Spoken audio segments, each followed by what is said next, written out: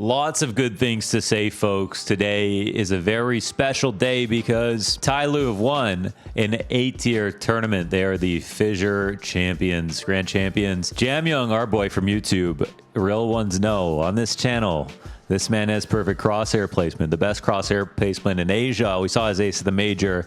Jamyoung, folks, he finally has got some flowers, the rose and the concrete. Jamyoung, I believe that Chinese Counter-Strike will get even better. And you know what? He's not the employee. He's not Big Head, right? Who goes to Hooli and sips on his 7-Eleven slushy and just chills and makes sure not to share any information and do anything. Jamyoung is the reason. He's the guy coming over to actually be the difference when it comes to Asian Counter-Strike. And Jamyoung maybe becoming a face. Maybe it was G before. Maybe it's going to be Jamyoung next. Maybe he's going to be the simple of Asia. You know, it's a renaissance now for Asia. Okay, it's wonderful. Look at this. Top 10 on the Valve ranking at the moment. We have 0 North American teams and 2 Asian teams, TYLOO and the Mongols. Unfortunately, it's not Harold and Kumar. I would love for there to be a Kumar. Maybe we could get an Indian team, a Malaysian team. Unfortunately, my goat Kaze from Malaysia, who found Jamyoung, by the way, in a pug, scouted him, is still playing for Rare Adam, who are not here. You know, maybe we can get a Malaysian team, an Indian team in the future. We can get Harold and Kumar. I know Harold's Korean, but anybody who's been watching this channel understands what I'm talking about. It's been a long time since we've seen something like this, and I'm hoping that we keep seeing stuff like this because TYLOO have got it all from personality to skill now. Between G and Jamyoung, they're onto something. They're basically FaZe Clan. And then the Mongols they're on the throne. They're major finalists. You really can't get better. You've got people staying up in ice rinks until 5 a.m. to watch their games. You've got rappers putting lyrics in there about them. Somebody call 910, Techno's in the club, mess with Senzu, you get the beans. They're just a bunch of iconic players at this point. What a lovely scene. What an absolutely lovely scene for us. That's what's going on, man. Right now, as Fissures, we are just put a dent in the player break. I don't even know if it's really even over yet. I guess it is. We have this Fissure event, and it's an 8-tier event, but very respectable. Look at the team list, right? And what have we not mentioned about this? Our most racist team ever, right? This team has stuck to Danish players who, by the way, could have very easily switched over to internet. A lot of their players who have played with them have played on international lineups and spoke English, right? Have not just played with Danish players. Astralis have stuck to their guns. Danish, 10 toes down on being Danish. They have never not been Danish. Every single player in history has been Danish, right? Love that. You can hate on Astralis all you want, but you can't say they're not racist. The best thing about them by far. Astralis here with Hooksy, it's the perfect spot. We got 2 grand finals back to back. No major in the middle, no problem. A loss to TYLOO in this grand finals. Everyone's just talking about TYLOO, so it's okay. But look at Hooksy here quietly at the top. Now, this might not be a good thing, but actually Hooksy, not just at this last event, his individual level Hooksy baby, we're peaking, right? These are ATH's all-time highs. And PGL Astana, you see, it's a 0.91. It's not bad. That's a lot of maps. He had some good games in there. IGLs in general, it's been weird because Snacks came in. It's not actual firepower upgrade for Hooksy. You have Alexi over on Navi. He's not doing great. You have Kerrigan stats. It's flirting versus harassment, depending on who you want to pick on. Every single IGL is actually pretty poor individually. But Hooksy's looks like he's got his stuff together, man. Astralis in an interesting spot. I kind of like what's going on over there. I like that. Good way to start the season. TYLOO have now won a trophy more recently than FaZe Clan. So have Stewie. If you want to talk about more Chinese people, Stewie has won a tournament more recently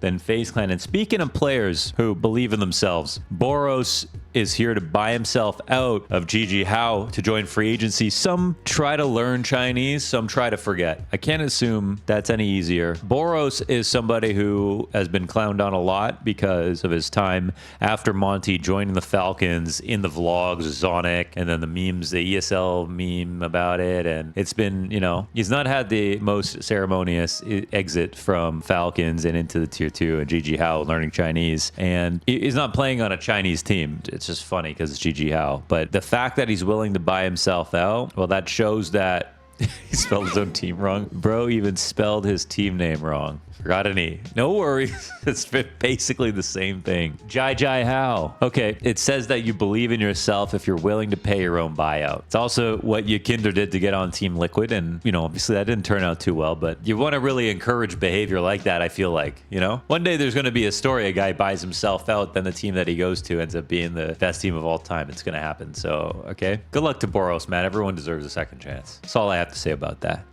Falcons are going to be skipping blast events, these first two, because a mix of, they say, the fact that Kyosuke Kiosk is getting his first visas, hasn't traveled before, and there's going to be a lot of travel in August. I'm going to not be home until September, actually, because I've got a wedding in the middle. Not my own, but we'll be going to Malta, then Italy, then Copenhagen, then London, then home, I think. So, but the blast events are going to have online portions in the beginning of them. Unfortunately, I'm not a fan of that either, and it does also, for the hardcore fans, when you have online portions, it affects the whole event, right, in total. And the VRS is more very direct, tangible reason why there's going to be an impact on the tournaments themselves. So there's a Fisher event, prize money is higher. So even though Blast is more of a bigger organizer with a bigger circuit and more money to be won in total, right now with the way the VRS works, if you run a standalone event, it's got a higher prize pool, it's all on land, it's going to be worth more. And of course, there is the factor of the teams attending as well. But I think this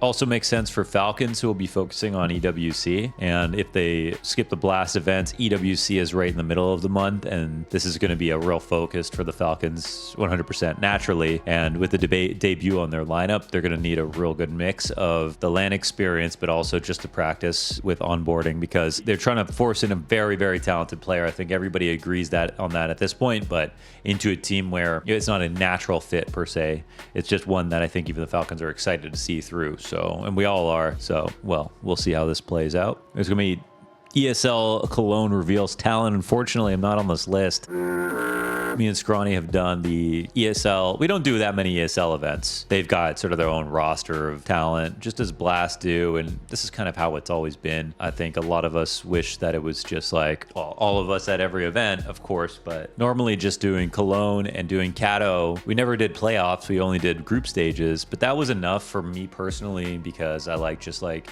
seeing everybody at ESL and then doing those groups. There's always majors that really bring us together, but yeah, so unfortunately no Cologne at all, no group stage at all. And they at least have got Neokai, Scriv, Phi, and Exner. We're talking about up and coming talent, and they've got, obviously, they've got their S tier talent, Sponge Machine, Harry and Hugo to carry. It's not like they're lacking anybody on this list, but I think in the beginning of this year, Katowice, they shrunk down on analysts, and now they shrunk down on casters. I think last year it was like 24 talent, which you could say is a lot, but it was kind of a party. And it was cool, especially for events like Cologne and Katowice that are so prestigious to have that many. So anyways, not going to Cologne this year, but still really busy. By the way, a bit of a break, but Vitality are still undefeated on their best of 3 runs. Now that best of 3 is also best of 3/best of 5 because they're undefeated in their grand finals as well. But as it stands, let me do a little count right now. Between best of 3s and best of 5s, they're up to 34 wins in a row, and they survived it. They got this. They got the major to top it off. Most dominant season that I can ever remember. In Counter-Strike, they did an MR12. It was beautiful. Let's see.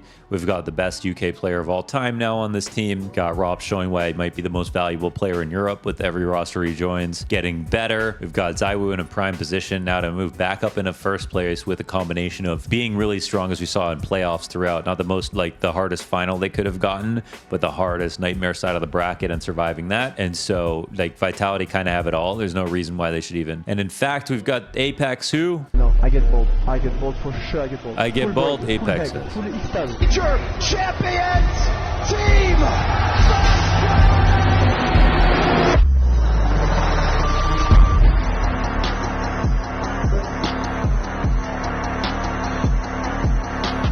Hello guys, as you can see, I've done it.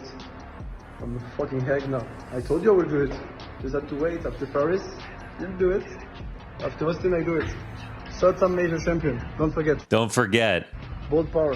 You know what, man? That's kind of powerful. You do something special like that. You don't forget apEX long storied career, all the wins that you could ask for, winning in so many different ways. It's like he was master in Kung Fu, and then he moved over to Krav Maga, and then he's doing Taekwondo. And next, what's gonna happen? Like, he's got every discipline. He went from, you know, an entry fragger to an IGL. This is unreal to do over a long period of time as well. And let's see if he can pull it off while he's got no hair on his head. Eyebrows for the next major, says Darth Mike. Okay, one thing more that's a little interesting is that BETBOOM have actually brought in ARTFROST instead of Zorte, which is kind of wild, right? It's kind of crazy, because Zorte was such an animal when it came to like tier 2 Russian oppers. Like, it's kind of insane. It felt like that was the piece, that wasn't the piece that was going to get changed. Maybe Axel would be disappointing even though he believed in him. Maybe Siren wasn't strong enough from the bottom, you know, but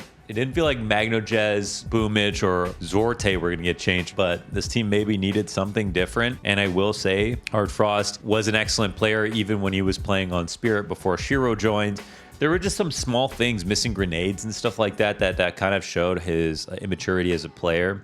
But it's not like his stats are deniable. It's not like there's anything you watch him play and you're like, oh, this guy makes really silly decisions. No, nothing like that. He's got a lot of talent. He's somebody who's going to age really well with more experience. He's clearly here to keep playing, and he's got the attention of BETBOOM, which is a pretty notable roster in my opinion. Not super top tier, but together they can become one, I think, especially if they keep a certain couple of pieces with Boomich calling for this roster. So second chance for ARTFROST. We'll keep eyes on that. And finally, the last thing, we've got Perfecto coming back, man. 449 days since Perfecto's last match for Cloud9.